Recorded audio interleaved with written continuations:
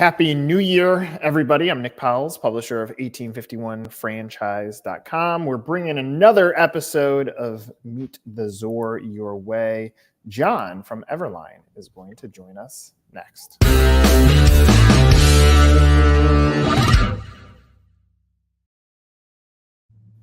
John, the boring question first and then unscripted conversation. But how did you accidentally fall into franchising? What's your franchise story? Well, hey Nick. It's been around my whole life. My parents were actually franchisees. They were multi-unit owners in Toronto, Ontario, Canada. So kind of grew up all around it, and then of course through school, through high school, working in entry-level jobs in franchises and things like that. And then actually, once I got to university, I became a franchisee myself for one of those student painting franchise systems called College Pro. And then, of course, as soon as I graduated university, went into I started up EverLine really just as a standalone business for myself. And then once that was kind of naturally gravitating towards the franchising world, having stumbled upon a concept that could be franchised. So that's been around. It's in my blood. All right, there's a ton I want to unpack from that. So what business were your parents multi-unit operators in? So it was a skincare company called Alouette Cosmetics. So it was big in the 80s and 90s and things like that. So there were some stores pop around in Canada, and it's still around. It's not as big as it used to be there, though. So out of curiosity, I mean, you're growing up around this. So is that from when you were a small child? Yeah, I was born into it. Yeah. In fact, my dad was the owner of the franchise. My mom was the top saleswoman there. So that's just a classic 80s story. That's right. So because I know there's tons of misguided perceptions when it comes to franchising. You're actually in it, like growing up, like mentally as a multi-unit franchisee. In your mind, do you see your parents as like filthy rich? Because to you, wealth is much different to a child than it is to an adult. But maybe if you could go back to the 10-year-old version of you and think through like what your perception of your parents were, and then obviously there's tremendous realities that we'll get into. But what were your perceptions? Well, I think as a kid growing up around it, I knew my dad was the boss. I knew my mom was one of the leaders there in the organization, and I think the relative terms to wealth and things like that. I think that wasn't as, I guess, important to me at the time as it was just kind of seeing the roles that they were taking in just the professional world and things like that. So just being able to go to the office and be the boss's kid, you know what I mean? You got special treatment there, of course. And also too, just seeing them interact with their clients and just kind of seeing them, work quite a bit. It built a lot of initial work ethic in me and a lot of skills related to that. But I think my perception was more related about how they were operating as people, as parents. Did you, like sitting around dinner table conversations, did you recognize any of the stress side? Like, did that come across? Because obviously being a business operator, whether you're a franchisee, a franchisor, or just small business, there's stress associated with that. Did you recognize the stress? Was that evident to you as a child? I think it was, but I didn't understand the context of it. I think, really to me it really didn't become apparent as to what they were going through until I had, been my own franchisee, starting at about 20 years old. So I think just as a kid, it's kind of dealing with tired parents at the end of the day, stressed out about this or that or whatnot. And me just, being like, hey, what can I get that next toy? That's awesome. So obviously you make a decision or your parents guide you to the decision that you're going to go to university. Was that a battle even emotionally for you in your brain? Like, are you saying like, do I really want to go work for someone else when I've grown up recognizing that my parents hold the title boss? That's a great question. I knew that I was always very strategic growing up into what path I would go down. And so I try to get things under my belt to be able to create options for myself. So, for example, I mean, becoming valedictorian in my high school could create options like going into jobs, going into, university or roles and that kind of thing. And I think that with my parents coming in, and all they wanted for me was creating that base level set of, you need post-secondary education to kind of build the base level of experiences that you're going to need to get into like going into the real world, whether that is starting my own business or not, because starting or being an entrepreneur is not for everybody. And having been exposed to it and knowing I have more of a I guess an inclination to go down that road. I think they wanted more of an institutionalized, structured, just foundation and baseline, which I agree with. I think that there was a lot of skills you learn in university or college that definitely came with me to running my own business. I mean, I did them both at the same time, but that was important. So you get to university. You said you were 20 when you bought college pro painters. College pro painters. And I would imagine like there's a few things that go through that. One, you're in college and you're figuring out like, how can I make money? Like, and my assumption is you're starting to understand the value of money and probably of wealth creation that your parents going into multi-unit operator mindset were going through. And so you say, here's how much money I have to invest. Did you access your parents to help you? Did you do it on your own? And what did the process of becoming a franchisee now for the first time look like? So College Pro back then and still is today. That it was definitely a very accessible business opportunity for a young person to take on. So I did it all myself. So I I'd worked part-time at just various jobs, working as a server at a restaurant, classic early college years. But when I ran into College Pro, I had maybe $500 to my name, and just me personally. And then I'm a student there at the time. And once I got to that piece there, that College Pro didn't have a startup franchise fee. What it is that you sign up for a 1-year term, and you pay a higher chunk of royalties for the first set of your revenues. And then once you hit royalty breaks, it goes down to like what it normally would be. It's to make it accessible for young people like me to be able to do it. So I was able to get that, and also just get a small line of credit when I bought a $500 1997 GMC Safari van, and some ladders and some rollers and some paintbrushes. And I just went knocking on doors and said, hey, can I come paint your house? So I think a lot of that created a lot of the basics of having to do the hard work on necessity, because I just didn't have the budget for anything else. So imagine like that's the DNA from both your mom being a top salesperson to your dad being entrepreneurial to go push into like they're all coming together. How long were you a franchisee in that system for? For 3 years. So from 2009 to 2011, and got it to the point I was one of their top performers in North America.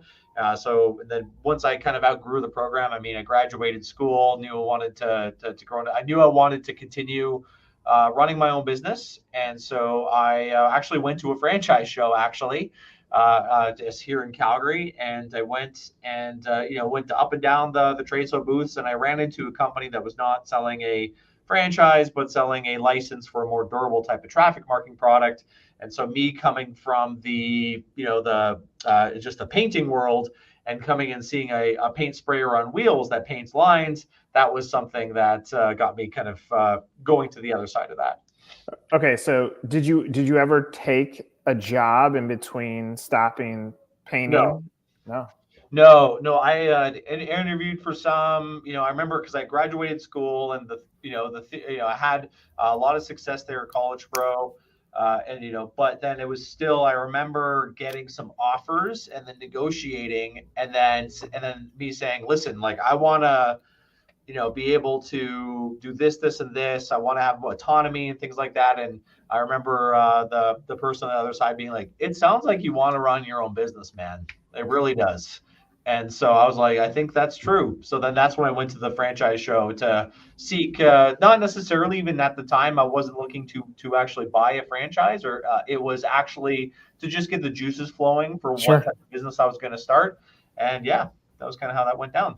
Did you exit? Were you able to exit the painting business, or did you So just the way like can't? Collinsville works, you can't exit. It's 1 year terms. So again, Interesting. it's different than traditional franchising. It's designed to be it's like an incubator for very young business owners and that kind of thing. So That's interesting. I mean, like I would argue the one of the best successes or measures of success as a franchisee is that you've protected your investment, and all that hard work. Obviously, you built up a customer base, and mhm. at the end of the day, you don't have an asset in that franchise. Interesting ending, which I'm sure like as you flash forward, so you go you buy a license agreement for a traffic striping franchise, I assume. Traffic marking coding, not a Marketing. franchise. Okay, Yeah. got it. Yeah. So you buy a license there, and then at some point you say, I'm gonna become a franchisor. Correct. Yeah. There's a lot in between from from getting the initial license to getting to that point. But yeah, that was essentially how it went.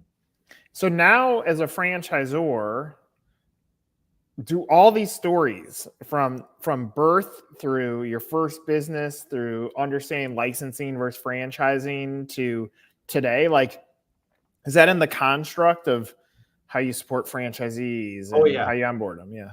Yeah. So what we say at EverLine, and it's not some marketing gimmick or anything, is that that we were built by franchisees for franchisees. So the majority of my leadership team have all been franchise owners in the past themselves, and then of course I always look at the support that we offer as a as a franchise or as a partner. I look at it through the eyes of a franchisee, because I certainly do remember what it was like when I didn't feel like I was getting properly supported, or when I felt like that and I was writing a royalty check and not feeling great about that. And Yeah. so that is always top of mind for me. And so this is a big reason why we've been able to achieve the top franchise brand in Canada in the last couple of years. This is why really there's a major focus in our organization in support, is because of those experiences. When did you create the franchise? So I launched EverLine in 2012, and we started franchising in 2017. Okay, so now I'm curious on this, and I think you've done it the right way, because you're talking about you've put time, sweat, tears into building up the business, making it ready, Mm-hmm. and you use an FSO, which I assume is relatively new to the story. It's not like Yep. this has been right. And so for a lot of brands, like they could look at your success story. How many units do you have now? We're at just under 400 total. Right. And how many different franchisees? There's going to be 106. Okay. So to get 106, and obviously the FSO was able to boost it by connecting your business with Yep. franchise brokers who have done a great job of, I mean this in a positive way, cannibalizing the candidates who come to the table and say, look, I have a little bit of money, I don't know what to buy. And the broker community guides them to what opportunities align. The mistake that a lot of franchisors go through, which I would imagine is part of why you kept the guardrails on for as long as you did, is they don't get a baseline going. They use an FSO, it gets accelerated through a broker network, and they sell all these franchises, but don't do that critical thing that you just talked about, which is set up the support model. And so therefore selling the franchise wasn't the issue. Onboarding, supporting, and giving the scaffolding that your parents got, you got in the painting business, you got in as a licensee, and now here. Like if you reflect backwards, not calculated, because the FSO model is relatively new to franchising, but to build up that foundation and stick true to the support before you turn on the faucet and let franchisees come in at tremendous numbers. Like when you reflect backwards, is that vital to what the success of the story is? It's all, so in the book Outliers by Malcolm Gladwell, I think he nails it, and I think we followed that same piece there, because what he talks about is it's practice, and then the opportunity comes, and then now you're ready to execute. And so I think that we really fit that narrative at that point, because real common feedback that I get at our confirmation days is, yeah, we are relatively new to the United States, being in business there for about just under 2 years now.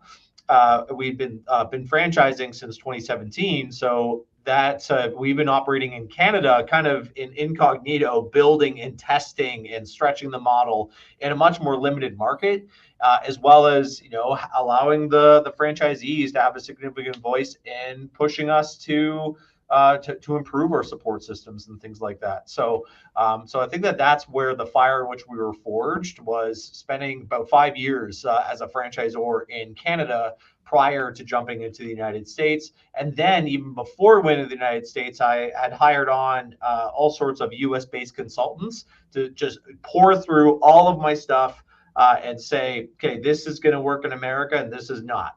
And then more or less I did about 16 months of preparation before launching.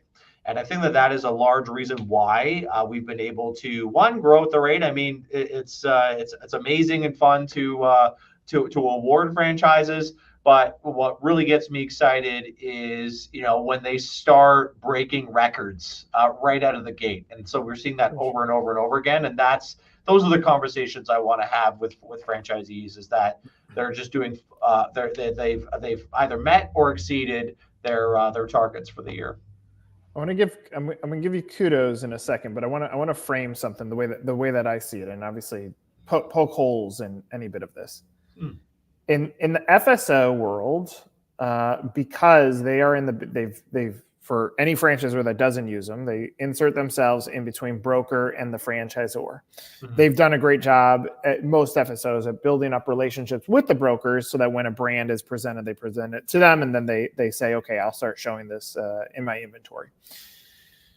Majority of FSOs, and including the one that you work with, they lead with, look how much money I can make. Mm-hmm. And I go to your website and I don't see that as the first message. So that's part of the kudos to you, that even if that's the easiest pathway, or that's the pathway of least resistance, say, look, you can make so much cash, you're not leading with that. The other thing that I just heard is you're so proud of the record-setting sales that happen when these franchisees onboard, which that's not front and center. You can see some of that in your testimonials, and they're validating it. And the last thing that I see is obviously the franchise fee, and this goes back to when you started to when it is today, has skyrocketed, and that's for what it is. It's to help pay the cost of doing business with the brokers. So franchise fees skyrocket, you pay the broker, you have to pay your FSO. You are left, I would guess, with relatively close to zero. But because of the foundational elements you put in, like some franchisors can't answer, like, how do you support? The franchise fee was always designed as, this is the cost of onboarding a franchisee. Yeah. In today's world, it's the cost of acquiring the franchisee. And so now that franchise buyer has to look under the hood and say, okay, now that whatever amount, whether it's 20,000 or it's 200,000 is gone, mm-hmm. Underneath the hood, has John set up infrastructure to do it? And obviously you have, because of the proof in the sales. So it's a long-winded statement to say, I love that you're not leading with how much money you can make. I love that you're not out there saying, look at these record-breaking sales, even though it's good from a PR standpoint. Mm-hmm. And I love that the only way record-breaking sales can happen is if you truly built up a support model that doesn't rely on the franchise fee, that is really the cost of acquisition. And that's the way that I see it. I think those are all kudos to you. Oh, well, thank you so much. And to me, I early on in my franchisor career, very early on, I think I just launched my first corporate test location of everything. I was graciously invited to tour the Neighborly campus down in Waco by Dina Dwyer herself, and just getting everybody who knows her knows that she's huge on presenting her company with values. And I think that is really our main approach. Is the unit economics are great. We validate on them. They speak for themselves. But now it's, what kind of company do you want to be associated with, to partner with? That's truly, in my experience, the more thoughtful and fruitful beginning to a relationship, is looking at each other as partners rather than just being a cash register, creator, that sort of thing. Out of the 150, how much of that is franchise fee? For the startup, it's about a third. Is that, out of curiosity, is that an emotional tug for you based on your story at all? And it's the world that we live in today, that the fees have gotten this high, which if the fees were that high when you were first breaking in, you wouldn't have been able to break in. Is that an emotional tug on your story that, yes, it's how business works today, but it's tough because it limits some people that might have the grit and hustle that you had? 100%. Like if it's right. It's like you're hitting on something totally right. That if I was leaving College Pro and I went to a franchise show and I walked up to an EverLine trade booth at that time, I probably, one, I was young, didn't really understand financing and things like that, but more realistically, probably couldn't afford it to start off there. And yeah, that is something, but I think that really that what I like to try to do is, especially for those that want to go with the semi-absentee model, that the accessibility of gaining equity and things like that is actually required in our franchise agreement. If you're going to have a GM come in, it's to give them a chance, to give those young guys a chance, or young guys and gals to build up, begin building their empire at that stage in their career. Because if you're at a stage in your career where you can go and invest in a franchise, you've had enough success to that point where that's all possible. It's about paying it forward and giving that opportunity for those young guys and gals. Yeah, I mean, I don't know where the future goes. I mean, there will be shifts in franchising. Just like if you and I went back 10 years ago, a franchise fee north of 30 wouldn't feel right. I think what's going to happen is, like, a company like yours will be perfectly fit for a broker community, because what will happen is your fees will go down to closer to 100 at the bottom, and you'll reserve this $50,000 amount to then use for growth collateral that goes off to the side. And maybe that doesn't get passed on to the franchisee of the future because you have a foundation. Obviously, like what it's built for today is for brands that are super undercapitalized to have a shot at selling. But again, like going back to where my kudos to you are, unfortunately, like if you look at 4,000 franchisors, maybe 1 percentage point ever breaks 50 locations. And so because of that, what that means is it's upside down right now. There's too many brands that couldn't support that franchisee. And in my opinion, the franchisee has to be the hero. And when they are, the beauty, the dominoes fall, but the franchisor valuation goes up because they're performing, they're validating, they're excited, they're part of your community and your culture. So love the backdrop of your story. I think I'm glad that we worked through that, because to a buyer, I'm not buying the business. Like, your widget didn't matter whether you're painting houses or you're painting lines on the street. It's irrelevant. Exactly. I'm buying into you. I'm buying into your story. I'm buying into your values and your culture. And then we'll get to the business widget, because nobody woke up one day and said, I want to stripe parking lots. Like, they just don't. Right. But you've built something really cool, and that's awesome. Is there anything else that you want a candidate to hear? Let's say they've watched this conversation up to this point. Is there anything else that you want them to know about the business? I mean, I think that with EverLine, we've really excelled. I mean, at a lot of things that you just touched upon we just did an FBR survey with all of our team here, and things like core values and leadership and culture and all that kind of stuff. We're all off the charts, well ahead of some of the top franchisors in the country. And so, kind of touching on what you had said before, which was that these are intangible things. And we're really proud of the team that we've been building to be able to sustain that level there. And so, and going with what you said even before, was the really the widget, whether it is painting houses or, I'm trying to, I have so many friends in franchising. I don't want to say a widget that I'll say you're painting lines, whatever it is.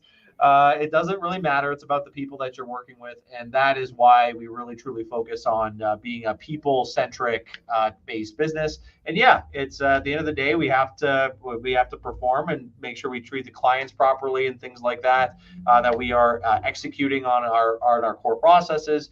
But it's at the end of the day, we like to have fun there at the same time. And, we understand that, that franchising is not at all a just top-down type relationship where it's like, oh, the big bad franchisor is coming in here. To me, I look at it, and bear with me, I'm a poli-sci, I guess, major. And, I look at it like federalism. You have the states and you have the federal government. Not one is in charge of the other, but they have two different sets of responsibilities. Mm-hmm. And the federal government, does national security and cohesion and things like that. And the state government gets it done, gets those roads done, gets just more the local based stuff focused on the just internal development. And I think that's to me that is truly the, I guess, the attitude that we have here. And so I think that if you are looking for something like that, then yeah, that we certainly have that. Well, based on your life story, I have a feeling the story is not over. And look, I mean this in the kindest way, kind of. Not to you. There are other multi-brand franchisors that got lucky, and I don't think carry the same values or culture as you do. And now they're a multi-brand franchisor. Mm-hmm. Where they care more about the sell than the franchisee.